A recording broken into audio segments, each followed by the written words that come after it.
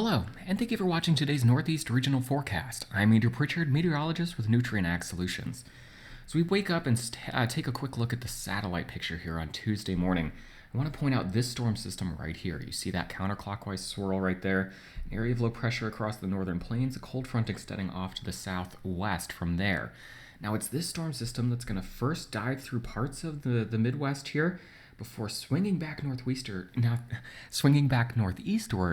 as a much stronger storm system, bringing some strong impacts here to the Northeast region.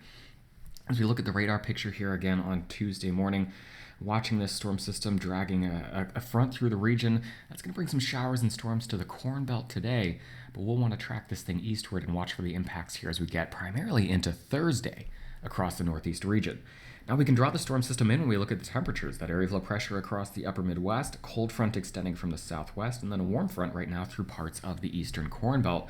Warm air advection in advance of that storm system, cooler air coming in on the backside.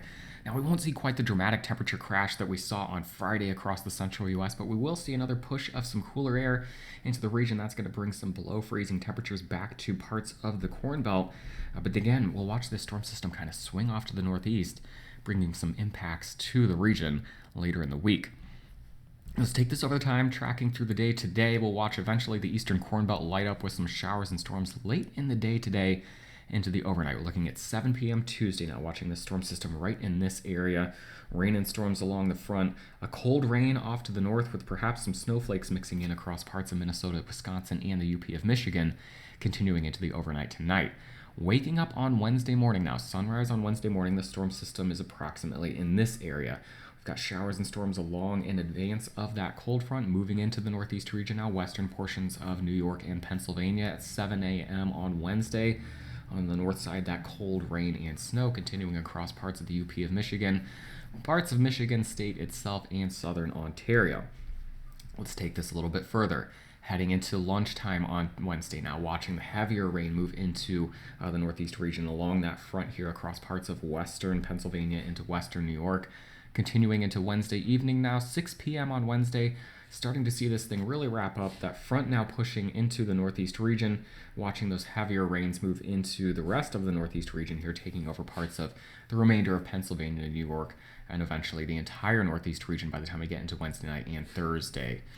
Taking a closer look here after we look at the total accumulated precipitation from this one, the high-resolution dam model. Now, this doesn't capture everything, but it does capture kind of the gradual increase in precipitation as we move from the central Corn Belt through the eastern Corn Belt into the northeast region. Now, a closer look at the simulated radar reflectivity, watching this kind of move into the region, then intensify as we get into Thursday, seeing it right there.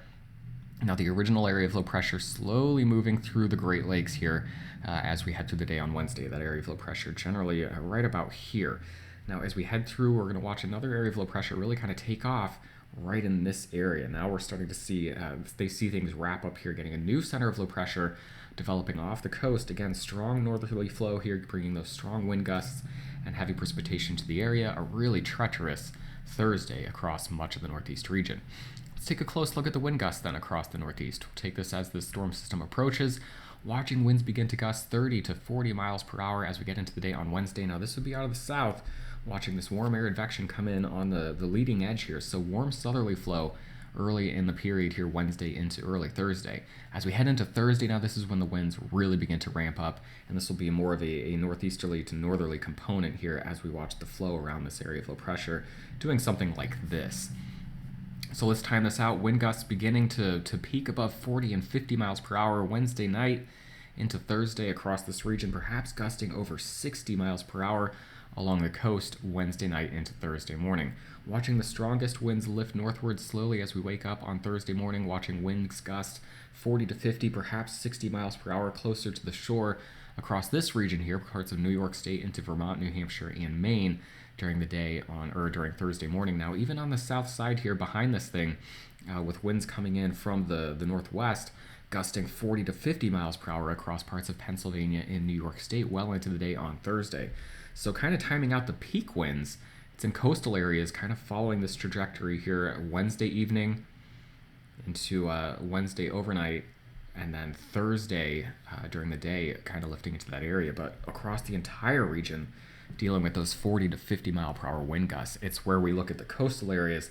We'll be talking about winds gusting 50 to 60 miles per hour, perhaps locally higher, Wednesday night into Thursday. Now, taking a wider look, watching the storm system unfold, and then looking at high pressure on the backside, leading to a quiet week. It's not until we get to early next week we'll watch for our next storm system to move through, perhaps around Tuesday and Wednesday. So a slower look here, watching this thing kind of move slowly across the region before intensifying, watching that second area of low pressure begin to develop off the coast. So here it is. Here's the original low moving off to the east. We'll watch this area for that next area of low pressure to develop off the coast. Watch it right here.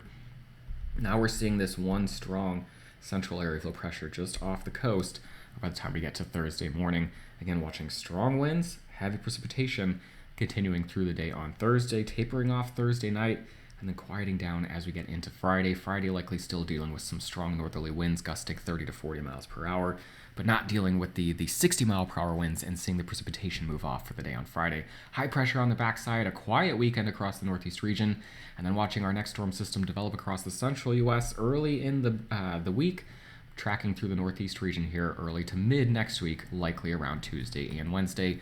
The hazards there to be determined as we get some clarity within the model solutions. So here it is looking at precipitation. We'll take it out through the first 5 days. Again, watching the impacts from this first storm system as it moves on out of here, watching for the potential for a couple of inches of rain across the northeast region, heaviest in this area here. And then as we watch this quiet period take us into early next week, it's not until we get to Monday, Tuesday, Wednesday of next week that we'll watch for our next chance for some more significant precipitation across a widespread chunk of the eastern U.S. High temperatures for the next few days, then we'll go ahead and we'll bring this back. I know that went way too fast to decipher. If I could get the clicking down here in the right spot, here we go. High temperatures for the day on Tuesday from the 50s into the 60s as you head north to south. A bit cooler for the day on Wednesday, and then cooler still for Thursday, highs in the 50s as we deal with this coastal storm, strong winds, and heavy rain likely on Thursday. Begin to warm up as we head into the weekend, though. High temperatures still a bit cool with strong northerly flow on Friday, highs only in the 50s. Starting to see those 60s creep back in Saturday and Sunday. Overnight lows then, as we take this through the next few days, watching overnight lows tonight into Wednesday morning here, only below freezing across parts of northern Maine, 40s and 50s elsewhere. 40s for the overnight low Wednesday into Thursday. Same thing Thursday into Friday. With colder temperatures on the backside of the system here, Friday night into Saturday, watching for some widespread frost across the region here again Saturday morning. And then Sunday, we see the warmth begin to return again. So Saturday morning, going to be the coldest period here as we head through the next week. As always, Eric Snodgrass will have our long-range U.S. weather analysis tomorrow morning, Wednesday. We'll have an in-depth look at the next 1 to 2 weeks in our Thursday morning ag forecast video, and I'll have your next update on the Northeast region on Friday morning. Have a great day.